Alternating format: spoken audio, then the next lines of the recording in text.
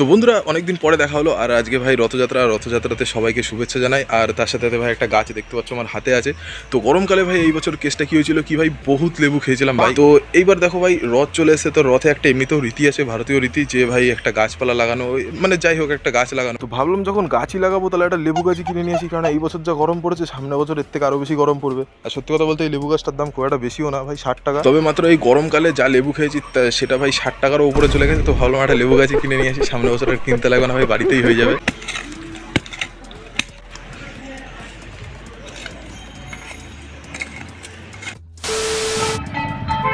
জয় জগন্নাথ। তবে সত্যি কথা বলতে ভাই শুধু গাছ লাগালেই হবে না, যাচ্ছ ভাই গঙ্গায় চলে আসলাম, দেখতে পাচ্ছ পেছনে গঙ্গা আছে। আর এই যে সেই আমার বন্ধু বান্ধব যারা ক্যামেরা অন করলে পালিয়ে যায়। তবে সত্যি কথা বলতে ভাই গঙ্গায় আস্তে আস্তে রথটাও দেখলাম।